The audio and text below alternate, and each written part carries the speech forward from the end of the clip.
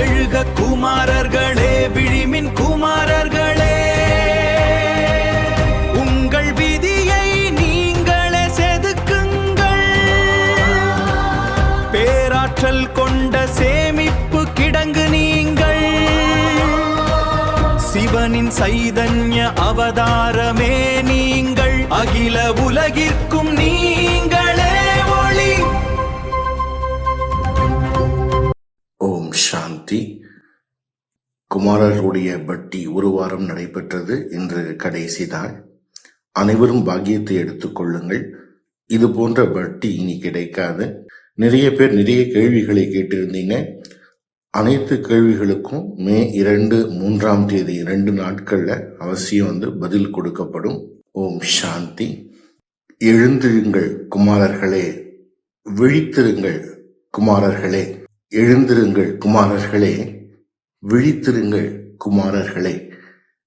உங்கள் பாகியத்தை இப்பொழுது நீங்கள் சீர் செய்யுங்கள். நீங்கள் பெரும் சக்தியின் பண்டாரா. நீங்கள் சிவனின் சைத்தன்ய அவதாரம். நீங்கள் அகில உலகத்தின் ஒளி. நீங்கள் சுதந்திரத்தின் திறந்த ஆகாயம். விழித்திருங்கள் ஓ சிவபாபாவின் ராஜ்ய பாக்கிய குழந்தைகளே. 100 இமயமலைகளை விடவும் நீங்கள் பெரியவர்கள். கடலை விடவும் நீங்கள் ஆழமானவர்கள். உங்கள் சங்கல்பங்கள் எரியக்கூடிய நெருப்பாகும். உங்களுடைய வார்த்தைகள் வரதானங்களின் களஞ்சியமாகும். எழுந்திருங்கள் குமாரர்களே, விழித்திருங்கள் குமாரர்களே. உங்கள் கர்மங்களை நீங்கள் சீர்படுத்துங்கள். உங்கள் யோகம் எரியும் எரிமலை போல. நீங்கள் வலுவான புயல்களில் படகை திருப்புங்கள். வீணான கற்களை உடைத்து விடுங்கள். விழித்திருங்கள் குமாரர்களே. ஒரே ஒரு கடவுளை நீங்கள் பாருங்கள். உங்கள் சித்தத்தில் மின்னல்கள் உள்ளன. பாதையின் கஷ்டங்களை கடந்து செல்லுங்கள். உங்கள் நடை மின்னல் போல. உங்கள் வாழ்க்கை ரோஜா போல மகிழ்ச்சியானது. எழுந்திருங்கள் குமாரர்களே, விழித்திருங்கள் குமாரர்களே. உங்கள் சக்தியை அறிந்து கொள்ளுங்கள். உங்களுடைய அடையாளம் சக்திசாலியானது. பரமாத்ம சக்தி உங்கள் உயர்ந்த பெருமை. நீங்கள் தைரியத்தின் உறுதியான தூண். அமைதியாக நீங்கள் அமர வேண்டாம். நீங்கள் சேவாதாரிகள். இந்த உலகில் எதுவுமே நிலையானது கிடையாது, ஒரு விஷயத்தை தவிர. அது எது? மாற்றம். மாற்றம். எல்லாம் மாறிக்கொண்டிருக்கு.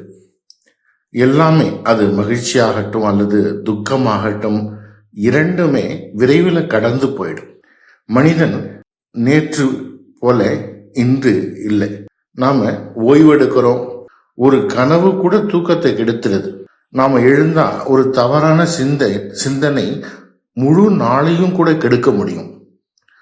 நாம உணர்கிறோம், நினைவு செய்கிறோம், சிரிக்கிறோம், அழுகிறோம், பகைவர்களை அணைத்து கொள்றோம், அல்லது சில நேரங்கள்ல நம் கவலைகளை விட்டு விடுறோம். நாம் அந்த மேகங்களை போன்றவங்க. அது நள்ளிரவுல நிலாவையே மறைய வைக்குது. அவை எவ்வளவு வேகமாக ஓடுகின்றன, மின்னுகின்றன, நடுங்குகின்றன, இருளை ஒளியின் கோடுகளால நிரப்புகின்றன. ஆனா சிறிது நேரத்துல இரவு அதையெல்லாம் சூழ்ந்து கொள்ளுது. அதை மீண்டும் காணாமல் போக வச்சிருது.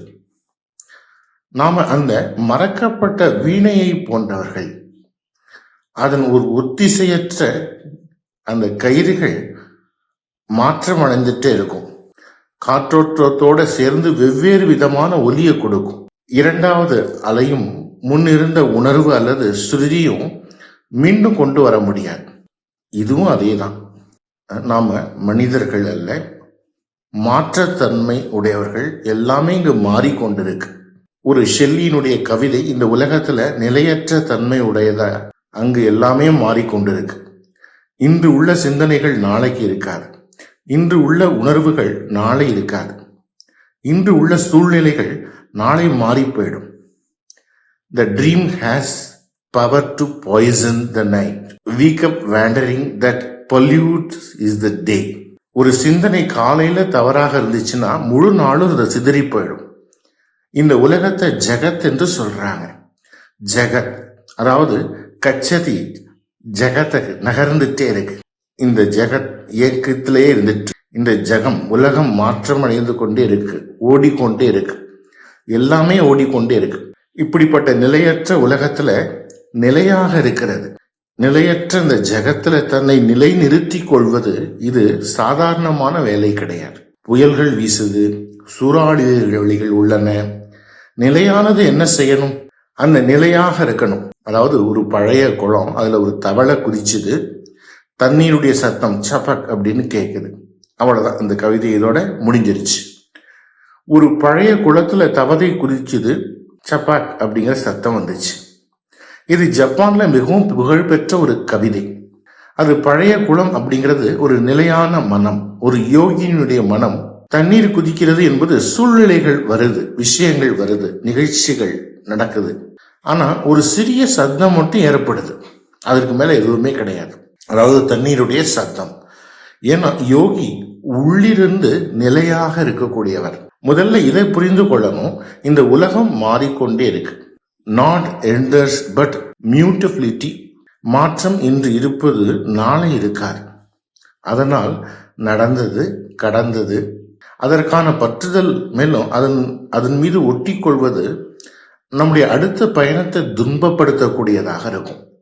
ஏன்னா இன்று இருக்கிறது நாளை மாறிவிடும். சிந்தனை, உணர்வுகள், சூழ்நிலைகள் அனைத்தும் மாறிக்கொண்டே இருக்கு. சாதனையின் இன்றைய 7வது நாள், மேலும் லாஸ்ட் நாள். இந்த 7 நாட்கள்ல குமாரர்களுடைய பட்டி இன்றைக்கு பூர்த்தி ஆகுது. ஒவ்வொரு நாளும் நாம புதிய 5 விஷயங்களை பார்த்தோம், மேலும் செய்தோம். புதிய தன்மையை உருவாக்குறது, பழைய பழக்கங்களின் அடிமைத்தனத்திலிருந்து, விகாரங்களிலிருந்து, சன்ஸ்காரங்களிலிருந்து விடுதலை பெறும் இந்த பாதை சுதந்திரத்தின் பாதை. நாம் எவ்வளவு சுதந்திரமாக இருக்கிறோம்? ஒவ்வொருவரின் போராட்டம் தனிப்பட்டது. எழுந்திருங்கள் குமாரர்களே, விழித்திருங்கள் குமாரர்களே. உங்கள் பாக்கியத்தை இப்ப நீங்க சரி செய்யுங்க. நீங்க பெரும் சக்தியினுடைய களஞ்சியம். நீங்கள் சிவனின் சைத்தன்ய அவதாரம். நீங்கள் அகில உலகத்தின் ஒளியாகனவர்கள். நீங்கள் சுதந்திரத்தின் திறந்த ஆகாயம். 100 இமயமலைகளை விடவும் நீங்க பெரியவர்கள். கடலை விடவும் நீங்க ஆழமானவர்கள். உங்கள் சங்கல்பங்கள் எரியக்கூடிய நெருப்பு. உங்கள் வார்த்தைகளில் வரதானங்களின் களஞ்சியம் இருக்கின்றது. உங்கள் யோகம் எரியும் எரிமலை போன்றது. நீங்க வலுவான புயல்கள்ல படக திருப்புங்க. வீணான கற்களை உடைத்திடுங்க. உங்களுடைய சிந்தனையில மின்னல்கள் உள்ளன. பாதைகள்ல உள்ள கஷ்டங்கள் எல்லாம் கடந்து செல்லுங்க. உங்கள் நடை வானத்தில் உள்ள மின்னல் போன்றது. உங்கள் வாழ்க்கை ரோஜா மலர் போல மகிழ்ச்சியானது, மிகவும் சக்திசாலியானது. உங்களுடைய அடையாளம் பரமாத்ம சக்தி. நீங்கள் தைரியத்தின் அசைக்க முடியாத தூண். அமைதியாக அமர்ந்து விட வேண்டாம், மற்றவரையும் அமர்ந்து விட வைக்க வேண்டாம். நீங்க சேவாதாரிகள், நீங்க ஓய்வே அடையாதவங்க. எழுந்திருங்கள் குமாரர்களே, விழித்திருங்கள் குமாரர்களே. மாயையிடம் இப்பொழுது தோல்வி அடையாதீங்க.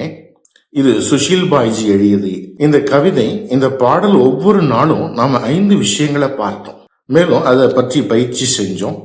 வாழ்க்கை என்பதே ஒரு ஆராய்ச்சி தான். எங்க வாழ்க்கை ஒரு லேபாக ஆகணும். லேபு போல சயின்டிஸ்ட் எப்படி கெமிக்கல்களை டெஸ்ட் செய்யறாரு, அது போல நாம தொடர்ந்து சோதனை செய்து கொண்டே இருக்கணும். ஒவ்வொரு நாளும் ஏதாவது ஒரு புதியதை கற்றுக்கொள்ளணும். ஒவ்வொரு நாளும் ஒரு புதிய ஆராய்ச்சி செய்யணும். இது சித்தத்தினுடைய லெபார்டரி. அதில் நாம சொந்த அனுபவத்தால மட்டுமே நம்ம தெரிந்து கொள்ளலாம். நாம் யார், நாம் என்னவாக இருக்கிறோம், நாம் எங்கிருந்து வந்தோம், என்ன செய்யறோம், எங்கள் இந்திரியங்கள் எவ்வளவு நம்ம கட்டுப்பாட்டுல இருக்கு, நம்முடைய மனம், நம்முடைய புத்தி, சிந்தனைகள்லாம் என்ன, மனதின் சூட்சுமமான நிலைகளை நாம தெரிந்து கொள்ளலாம். மனமும் கூட ஒரு இந்திரியம். இந்திரியம் என்று, மனம் ஒரு இந்திரியம் என்று கீதையில கூட எழுதப்பட்டிருக்கு. அர்ஜுனா, இந்திரியங்களில் மனம்தான் நான். மற்ற இந்திரியங்களை எப்படி கட்டுப்படுத்துகின்றீர்களோ அதுபோல மனதையும் கட்டுப்படுத்துங்க அது ஒரு சாதனை. ஒவ்வொருவரும் இன்று முதல் ஒரு சாதனைக்கான கார்டு உருவாக்கணும். என்ன உருவாக்கணும்? சாதனை கார்டு. அதில் ஒவ்வொரு நாளும் நம்முடைய சாதனையுடைய சார்ட்டை நம்ம சமர்ப்பிக்கணும். சாதனை சார்ட் அது ஒரு மேற்பரப்பு நிலை, புருஷார்த்தம் கிடையாது. உண்மையான ஆழமான புருஷார்த்தம் உள்ள என்ன இருக்கு, என்னென்ன எரியும் நெருப்புகள் இருக்கின்றன, அதெல்லாம் சாட்சியாக இருந்து பார்க்கணும். அதோட போராட வேண்டாம். போராடுனீங்கன்னா அவை சக்திசாலியா மாறிடும். அதெல்லாம் என்ன செய்யணும்? அதை ஜஸ்ட் பார்க்கணும். உள்ள என்ன இருக்கு அப்படின்னு பார்க்கணும். கலீல் ஜிப்ரானுடைய ஒரு கவிதை, 2 நாய்கள் பற்றி ஒரு கவிதை. 2 நாய்கள் கோயிலுக்கு முன்னாடி வருது. உள்ள ஒரு பக்தன் இருக்கிறான். அத நாய்கள் பார்க்குது. அந்த பக்தன் பிரார்த்தனை செய்யறான். ஓ இறைவா, எனக்கு அன்பு கொடு, அமைதி கொடு, கருணை கொடு அப்படின்னு பிரார்த்திக்கிறான். அந்த நாய்கள் என்ன நினைக்குதுன்னா, நாம ஒருபோதும் பிரார்த்தனையே செய்யறது கிடையாது, நாமளும் பிரார்த்தனை செய்யலாம் அப்படின்னு நாய்களை நினைக்குது. அப்ப அது போல நம்முடைய சமூகம் மனிதர்களுடைய சமூகத்துக்கு முன்பு கெட்ட பெயர் தான் வாங்கியிருக்கு. நாம வெறும் அனுபவிப்பவர்கள் மட்டுமே என்று அது நினைக்குது. அப்ப நாமளும் பிரார்த்தனை செய்வோம் அப்படின்னு அந்த 2 நாய்களும் பிரார்த்தனை செய்ய ஆரம்பிக்குது. முதல் நாய் தன்னுடைய கண்களை மூடி கைகளை கூப்பி என்ன சொல்லுதுன்னா, ஓ இறைவா, முழு உலகத்திலும் மழை பெய்யணும், எலும்புகளுடைய மழை எல்லா இடங்கள்லயும், நான் இனிமே ஒருபோதும் பசிக்காமல் இருக்கணும். அப்ப கடைசியில பிரார்த்தனையில உள்ள இருக்கிறது வெளியில வந்துருச்சு. உள்ள மிகவும் ஆழமா இருந்துச்சு, அது வெளியில வந்துருச்சு. 2வது நாய் பிரார்த்தனை செய்து, ஓ இறைவா, என் பிரார்த்தனை இதை விட ரொம்ப சிம்பிளானது. இந்த பூமியில உள்ள எல்லா நாய்களும் இறந்து போகட்டும், மேலும் எலும்புகளுடைய மழை தொடர்ந்து பெய்யட்டும். அதனால எனக்கு எலும்புகளோட போராட வேண்டியில்லை, ஆசை கிடையாது. அப்போ உள்ளுக்குள்ள இருக்கிற ஆசைகள், தாகம், வாசனைகள் பிரார்த்தனையிலையும் யோகத்திலும் மேலும் அமிர்த வேளையிலையும் வெளியே வந்துடுது. அதோட போராட வேண்டாம். சரி, இது ஏற்றுக்கொள்ளப்பட்ட விஷயம். ஆனா இதெல்லாம் என்ன செய்யணும்? நம்ம ஜஸ்ட் பார்க்கணும். எத்தனை கேள்விகள் வருது? இதெல்லாம் பயங்கரமான கேள்விகள். குமாரபட்டியில வந்திருக்கக்கூடிய குமாரர்களுடைய இந்த கேள்விகள் ஒவ்வொரு நாளும் 100-200 கேள்விகள் வருது. எல்லா கேள்விகளுக்கும் இந்த மேடையில பதில் தர முடியாது. நீண்ட காலமா என்னுடைய சிந்தத்தில பாபாவுடைய நினைவு முடிஞ்சிருச்சு. நான் தினமும் ஈஸ்வரிய மரியாதையை மீறிட்டே இருக்கிறேன். பல முயற்சி செஞ்சாலும் இந்த விகாரம் அதிகரிச்சுட்டே இருக்கு. வெளியே எல்லாம் சாதாரணமாக தோணுது, ஆனா உள்ள தினமும் என்னுடைய மனம் உடைந்து அழுது.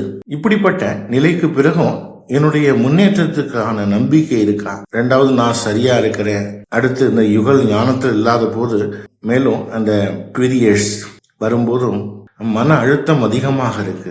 பிரம்மச்சரியத்தை எப்படி நான் ஃபாலோ பண்றது?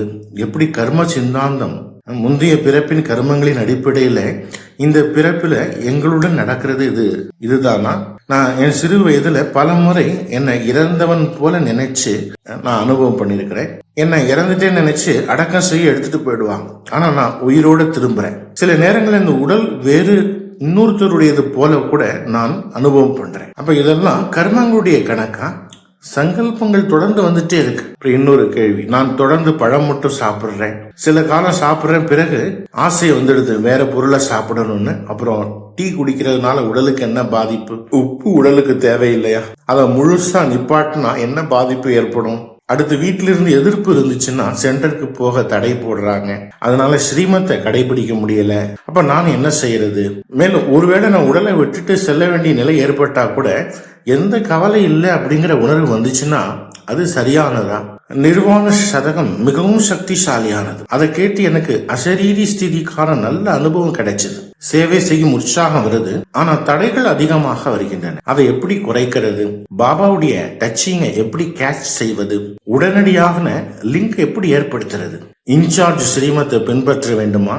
பாபாவுடைய ரூம்ல லெட்டர் பாக்ஸ ஃபீட்பேக் பாக்ஸாக பயன்படுத்தலாமா? இப்ப குமாரர்களுக்கு வாட்ஸ்அப், டெலிகிராம், ஹெல்ப்லைன் கொடுக்க முடியுமா? இது ஒரு சிந்திக்க வேண்டிய விஷயம். ஒரு ஹெல்ப்லைன் குழு உருவாக்க முடியுமா? சாப்பாடை விடாம இருந்தா கூட தூய்மை பிரம்மச்சரியத்தையும் நன்றாக பின்பற்ற முடியுமா? சில ஞானிகள் 3 வேளை உணவு சாப்பிடுறாங்க. நான் என்ன பரம பவித்திர ஆத்மா என்று எண்ணி பயிற்சி செய்யும் போது, மேலும் அந்த சூழல்ல வைப்ரேஷன்ஸ் பரவுது. சிலர் அசௌகரியமாக உணர்றாங்க. என்னால அவங்களுக்கு சிரமம் ஏற்படுறது போல தோணுது. சில நேரங்கள்ல நான் அதிகமா பவித்திரமானவன், அதனால அவங்க சகிக்க முடியல அப்படின்னு தோணுது. இது சரியான பயிற்சியா? மேலும் ஒருவருடைய மதுபான பழக்கத்தை எப்படி கைவிட வைக்கிறது? என்னுடைய தினச்சரியங்கள் எப்படி இருக்கணும்? நான் படிப்புல ரொம்ப எளிமையா ஃப்ளோ ஸ்டேட்ல செல்றதுக்கு ஒரு எதிர்மறை தாக்கம் இருப்பது போல தோணுது. அதனால நான் முரளி படிக்க முடியறதில்ல, யோகம் செய்ய முடியறதில்ல, மேலும் பவித்திரத்தாவை காப்பாற்ற முடியல. நான் என்ன செய்யணும்?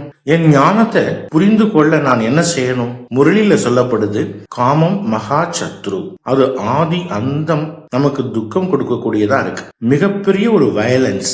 அதன் தெளிவாக சொல்லுங்க. இன்னொருத்தர் சொல்றாங்க, நான் 48 வயசு ஒரு தாய், எனக்கு அமிர்த வேலை சரியாக செய்ய முடியறதில்லை.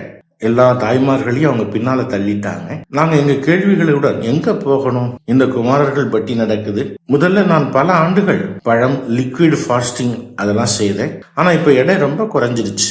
மலச்சிக்கல் இருக்கு, நரம்பு பிரச்சனை இருக்கு, மருந்துகளும் சாப்பிட்டுட்டு இருக்கிறேன். ஆனா என்னுடைய வீக்னஸ் தொடர்ந்துட்டே இருக்கு. தயவு செய்து எனக்கு இதுக்கு பத்தி கைட் பண்ணுங்க. நான் வீட்டுல தனியாக ஞானத்துல இருக்கிறேன். வீட்டுல மதுபானம் சாப்பிடுறாங்க, மாமிசம் சாப்பிடுறாங்க.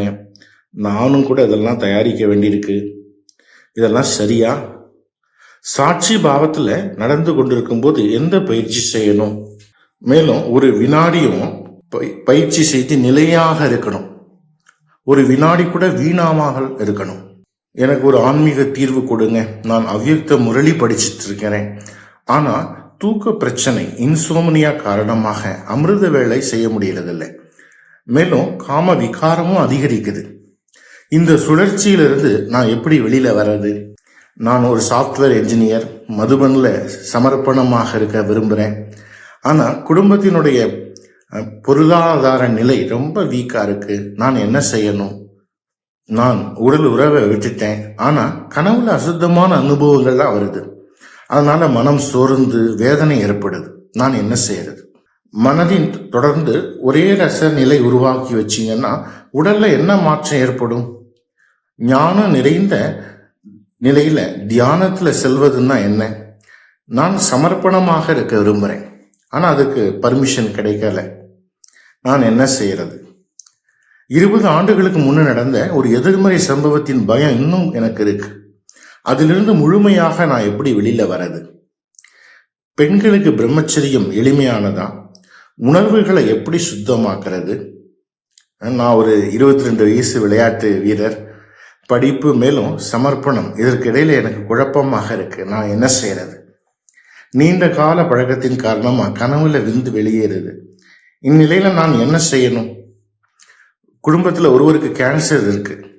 சேவையின் காரணமாக என்னால யோகம் பண்ண முடியல. நான் என்ன செய்யறது? டூர் போனா உணவு சாப்பாடு தயார் பண்றது கடினமானதா இருக்கு. நான் என்ன செய்யறது? சன்ஸ்கார மோதல பழைய கணக்கு அப்படின்னு பார்க்கணுமா, அல்லது புதிய கணக்கு உருவாகுதுன்னு பார்க்கணுமா? எப்படி புரிஞ்சுக்கிறது? அமிர்த வேலை மேலும் தினச்சரியங்கள் பற்றி சிறிது கைட்லைன்ஸ் கொடுங்க. நான் ஒரு 14 வயசு குமார் வாழ்க்கையில இருக்கிறேன். ஆனா வேலை காரணமா நிறைய கேரக்டர்ஸ் வர்றாங்க. சில நேரங்கள்ல மனதுல கேள்வி வருது. என் தூய்மையை பாதிப்பு அடைய வைக்குது. நான் அதிகமா பிளான் பண்றேன். ஆனா செயல்படுத்தும் போது அதெல்லாம் விட்டுடுறேன். இப்ப நான் என்ன செய்யறது? ஞானத்துக்கு வந்த பிறகும் பழைய பழக்கங்கள் முடிஞ்சு போயிடுது. ஆனா கனவுங்கிற தோஷம் தொடர்ந்துட்டே வருது. மருந்துகள் சாப்பிட்றதுனால எந்த சேஞ்சஸ் இல்லை. நான் என்ன செய்யறது? இதெல்லாம் மிகவும் படிப்புல மனம் ஏற்படுறது இல்லை. சென்டர்ல புறக்கணிக்கப்பட்ட மாதிரி ஒரு ஃபீலிங் வருது. முரளியினுடைய பாயிண்ட்ஸ் எடுத்து கிண்டல் பண்றாங்க. யோகம் எப்படி செய்யறது? சங்கல்பம் வந்துட்டே இருக்கு. இப்படி இந்த எல்லா கேள்விகள் மேலும் இந்த கேள்விகள் எல்லாமே கூட ஒரே ஒரு குழுவினுடைய கேள்விகள் அப்படின்னு சொல்ல முடியாது. இது எண்ணற்ற பல்வேறு குழுக்களினுடைய கேள்விகள். மேலும் கேள்விகளை கேட்கும் போது தன்னுடைய சித்தத்தின் உள்ள பார்த்து கேட்கணும். என் ஆன்மாவில என்னென்ன கேள்விகள் இருக்கு, என்னுள் எந்த கேள்விகள் இருக்கு. இந்த கேள்விகள் எனக்கு முன் வந்துச்சுன்னா நான் என் சொந்த மனதின் கேள்விகளை மற்றொருவருடைய கேள்வி போல பார்த்து நான் எப்படி இதுக்கு பதில் தருவேன்? இப்படி பார்த்தீங்கன்னா நமக்கே நம்முடைய கேள்விகளுக்கான பதில் கிடைக்கலாம். இன்று நாம 5 விஷயங்களை பார்ப்போம். முதல் விஷயம் சூழ்நிலைகளின் சுத்திகரிப்பு. நம்முடைய பழக்கம் எப்போதுமே சில பொருட்களோட இணைந்தே இருக்கும். ஆகவே நாம முன்பு ஒரு பாயிண்ட் பத்தி பார்த்தோம், மாற்றம் நம்முடைய அறைய மாற்றணும். ஆனா இது என்னன்னா, நமக்கு பழைய பழக்கங்களை இது நினைவூட்டுமா, எல்லா பொருட்களையும் கண்ணுக்கு முன்னால இருந்து அகற்றணும். அந்த எல்லா விஷயங்களும், எந்த ஒரு உடை, ஒரு பெண், ஒரு கிஃப்ட், ஒரு யாராவது ஒருத்தர் கொடுத்த கிஃப்ட், பழைய அசுத்தமான உணர்வுகளோட இணைந்தது, அந்த பெட்டுக்கான விரிப்பு, அந்த உடைகள் வர, இப்படி எல்லா பொருட்கள் நமக்கு பழைய பழக்கத்தை நினைவூட்டுது. அதையெல்லாம் கண்களுக்கு முன்னால் இருந்து நம்ம நீக்கணும். இது ஒரு யுக்தி. பிக்சர்ஸ், புகைப்படங்கள், வீடியோக்கள், ஆயிரக்கணக்கான பிக்சர்ஸ் மொபைல்ல சேமிக்கப்பட்டிருக்கு. அது கிளீன் பண்ணணும். ஆரோக்கியமாக இருக்கணும்னா மருத்துவத்தில் அப்படி ஒரு மந்திரம், சுத்தம் சொல்லப்படுது. நம்முடைய குடல் எவ்வளவு சுத்தமாக இருக்கிறதோ அவ்வளவு மனம் அமைதியாக இருக்கும். கட் பிரெயின் ஆக்சிஸ், நம்முடைய வயிறு, இரண்டாவது மூளை, அதுல குப்பை நிறைஞ்சிருந்துச்சுன்னா, நிறைய தடைகள் இருந்துச்சுன்னா வயிற்றுல பிடிப்பு, பிறகு மனதிலையும் பிடிப்பு, அது சுத்தமாக இருக்காது. அதுல நாம எல்லாமே போட்டுட்டு இருக்கிறோம். காலை முதல் இரவு வரை நிறைய விஷயங்களை போடுறோம். மசாலா போடுறோம், எண்ணெய் போடுறோம், உப்பு போடுறோம், சமைச்சதை தினமும் அதுக்குள்ள போடுறோம். இப்படி அந்த எல்லா அழுக்கும் அதுல நிறைந்திருக்கு. எனவே சிந்தனைகள் ஒருபோதும் நிலையாக இருக்காது. அனைத்தும் நோய்கள் இருந்தும் விடுபடணும் அப்படின்னா ஒரே ஒரு வழி சுத்தமாக இருக்கிறது. கைகளை சுத்தம் பண்றது, வயிறு சுத்தம், இதன் மூலம் நோய் தூரமாக போயிடும். உபவாசம், இது கூட ஒரு பரம மருந்து. டிப்ரெஷன் இருக்கிறவங்களுக்கு கூட உணவினுடைய மாற்றத்தால அதை சரி செய்திருக்கிறார்.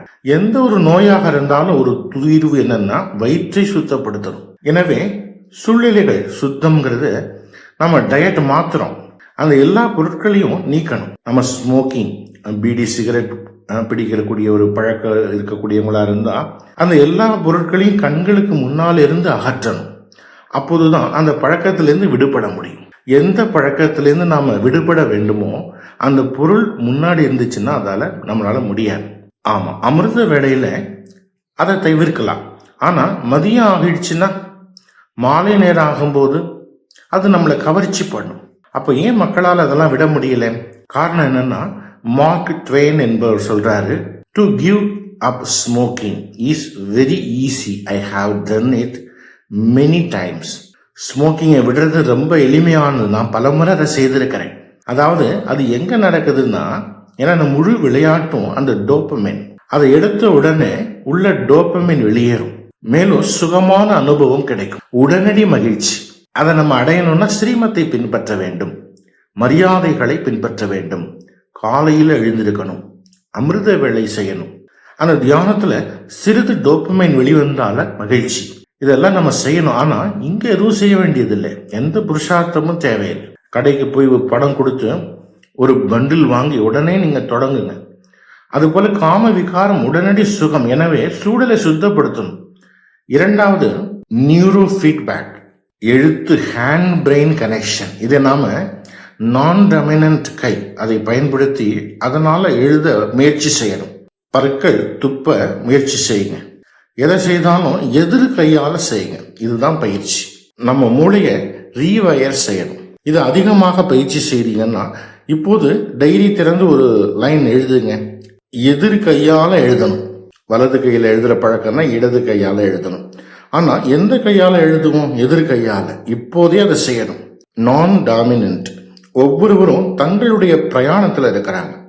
நான் அவர்களை விமர்சிக்க யாரு? இதை கூட எழுதுங்க. ஒவ்வொருவரும் தங்கள் பயணத்தில் இருக்கின்றார்கள். இதை எழுதுங்க.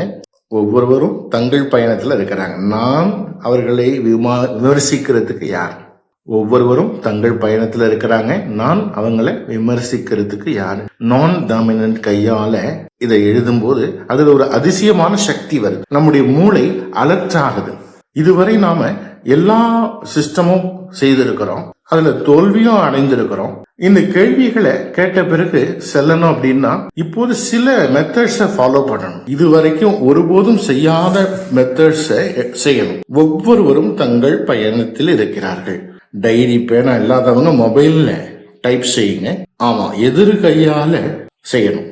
பாக்குறதுக்கு, காட்டுறதுக்காக இல்லை, தனக்காக செய்யணும். இந்த முழு ப்ரோக்ராம் முதல் முறை சைக்கிள் ஓட்டும் போது உடனே எக்ஸ்பர்ட் ஆகிட மாட்டோம். யாரும் ஒரு நாள்ல மாரத்தான் ஓட மாட்டாங்க, மெதுவாக பயிற்சி செய்யணும். அப்ப இது நியூரோ ஃபீட்பேக். இது ஒரு உதாரணம்.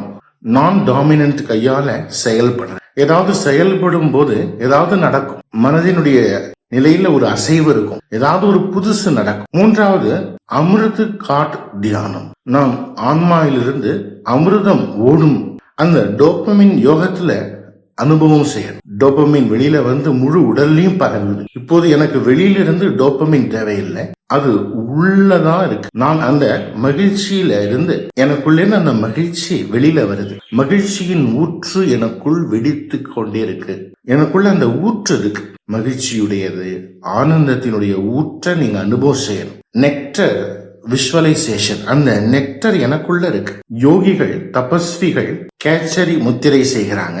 கேசரி முத்திரை மிகவும் பெரிய ஒரு சாதனை. நாக்க உள்ள தள்ளி வைக்கிறது. பல ஆண்டுகள் இதுக்கான பயிற்சி தேவை. அப்போ பசி, தாகம் இதுல இருந்து விடுபட முடியும். அது முழுசும் உள்ள போகுது. அதற்காக பலர் நிறைய பயிற்சி பண்றாங்க. இப்படி பல சாதனைகள் இருக்கு. அப்ப இந்த யோகிகள் சொல்றாங்க, ஏன் அவங்க பல ஆண்டுகள் தபஸ்யா பண்றாங்க, பனியில உட்கார்ந்து கூட தபஸ்யா பண்றாங்க. அங்க பழம் கிடையாது, தண்ணீர் கிடையாது, எதுவுமே கிடையாது. அடர்ந்த காட்டுல உட்கார்றாங்க. பசி, தாகம் போன்ற குறைகள் அதெல்லாம் அந்த காட்டுல நமக்கு கிடைக்காது. அவங்க கிட்டயும் தொழில்நுட்பங்கள் இருக்கு. அவங்க இவற்றெல்லாம் கடந்து போறாங்க. மனிதனுடைய பலகீனங்கள் இந்த பசி, தாகம், சுவை, இதை அனுபவிக்கணும். எனக்குள்ள ஒரு ஊற்று இருக்கு, ஒரு டோபமின், ஒரு அமிர்தம் அங்கிருந்து வருது. யோகத்துல இதை நான் அனுபவம் செய்யணும். எனக்கு இதுவே அனைத்தும் கிடைச்சிருச்சு. சன் கேசிங் செய்யும் போது அதை நம்ம அனுபவம் செய்யணும். அடுத்து அமிர்த பானம். எப்போது தண்ணீர் குடித்தாலும் தண்ணீரில் நினைவுகள்லாம் இருக்கு, அதை சங்கல்பத்தோடு குடிக்கணும். யாருக்கு எந்த பழக்கம் இருக்கோ அதுல எல்லா பழக்கங்களும் அனைவருமே வந்து சொன்னாங்க. விகார பழக்கம், துக்கமாக இருக்கிறது, கோபம், சோகமாக இருக்கிறது, அலைந்து திரிவது, பயமாக இருக்கிறது. அப்ப தண்ணீர் குடிக்கும் போது ஒரு வினாடி சங்கல்பம் செய்யணும். அந்த விகாரம், அதனுடைய சம்ஹாரம் ஏற்படுது. இந்த தண்ணீர் அந்த சம்ஹாரத்தை எரிக்குது. தண்ணீர்ல நாம நினைவுகளை போடுறோம். இதை வாட்டர் மெமரி என்று சொல்றாங்க. மேலும் தண்ணீர் மிக விரைவாக நினைவுகளை, சங்கல்பங்களை கேட்ச் பண்ணுது. அப்ப அந்த சங்கல்பத்தை போடுங்க, பின்னர் குடிங்க. வாட்சாவின் ஆவேகம், கடைசி சாட்சி, இறுதி அபிஷேகம்.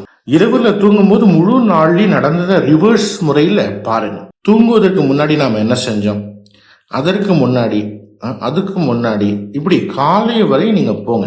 அவற்றெல்லாம் சாட்சியாக பாருங்க. பின்னர் படுக்கையில படுக்கும் போது அதை சமர்ப்பித்துடுங்க. பிறகு தூங்குங்க. இப்போது நடந்த அனைத்துக்கும் எனக்கும் எந்த சம்பந்தமுமே இல்லை. நான் வேறு, இதெல்லாம் வேறு.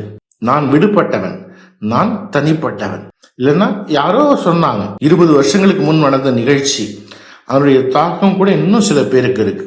ஒரு சிஸ்டர் வந்தாங்க, அவங்க சொன்னாங்க 20 வருஷத்துக்கு முன்னாடி ஒரு தேங்காய் தலையில விழுந்துச்சு, இன்னும் எனக்கு அந்த வலி இருக்கு. எல்லா ரிப்போர்ட்களும் நார்மலாவே இருக்கு.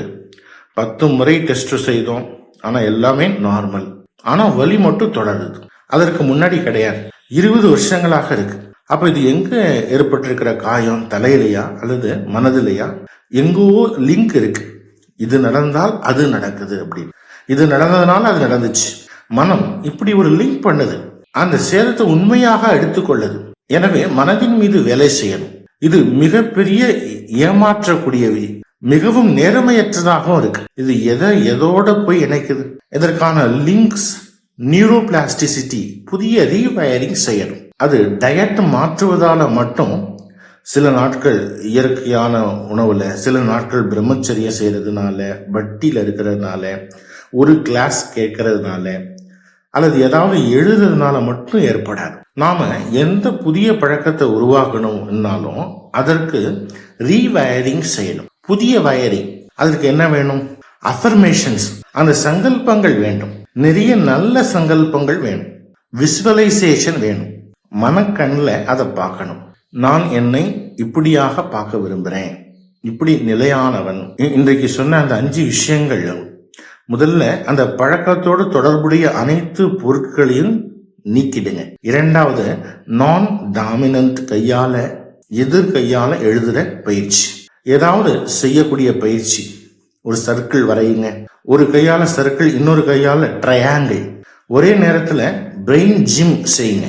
ஒரு கையால காற்றுல வரைந்து பாருங்க, ஒரு கையால சர்க்கிள், மற்ற கையால ட்ரையாங்கிள். ஒரே நேரத்துல ஒரு சர்க்கிள், இன்னொரு ட்ரையாங்கிள். 2 சர்க்கிள் கிடையாது, ஒன்று ட்ரையாங்கிள், இன்னொன்று சர்க்கிள். ஒரு கையால கோயிலில் மணி அடிங்க, இன்னொரு கையை கீழே வைத்துக் கொள்ளுங்க. பிறகு அந்த இன்னொரு கையால தட்டை அடிங்க. இப்பொழுது மணி மேலும் தட்டு ஒன்றாக செய்யுங்க. கை முழுசையும் அசைக்க வேண்டாம், நிலையாக வைக்கும். இது சிம்பிள் இல்லை. ஒரு கை இங்க, ஒரு கை அங்க. இது மேல போகும்போது அது கீழே வரும், இது கீழே போகும்போது அது மேல வரும். இந்த எல்லா செயல்பாடுகள் எதற்காக? மனதை ஆக்டிவேட் செய்யும். அடுத்து உள்ள என்ன நடக்குது? ஒரு அமிர்த ஊற்று ஓடிக்கொண்டே இருக்கு. அதன் பிறகு எப்போது தண்ணீர் குடித்தாலும் நம்முடைய ஆழமான பழக்கத்தை தண்ணீரோடு சேர்த்து சங்கல்பம் செய்யணும். அந்த பழக்கம், அந்த அடிமைத்தன்மை, அந்த சன்ஸ்காரம், அந்த குணம், அந்த துக்கம், வேதனை, அந்த நினைவு, அந்த ஸ்மிருதி, அந்த ஸ்வபாவம், சன்ஸ்காரம், அந்த கவலை, பயம் அனைத்தும் அழிகிறது. இந்த தண்ணீர் அமிர்தம். இந்த தண்ணீரில் அந்த சக்தி இருக்கு. நான் இந்த சங்கல்பத்தை இந்த தண்ணீர்ல நான் போடுறேன். இறுதியாக இரவுல பெட்ல போகும்போது ஒரு சாட்சி பாவனை. அது முழு நாளையும் நீங்க ரிவர்ஸ் முறையில பார்க்கணும். நாளைக்கு ஒரு கிளாஸ் இருக்கு. நேற்று கூறிய 21 யோக விதிகள், புதிய 21 முறைகள். மேலும் நாளைக்கு அடுத்த நாள் முதல் புது பட்டி தொடங்குது. அது யுகல் பட்டி.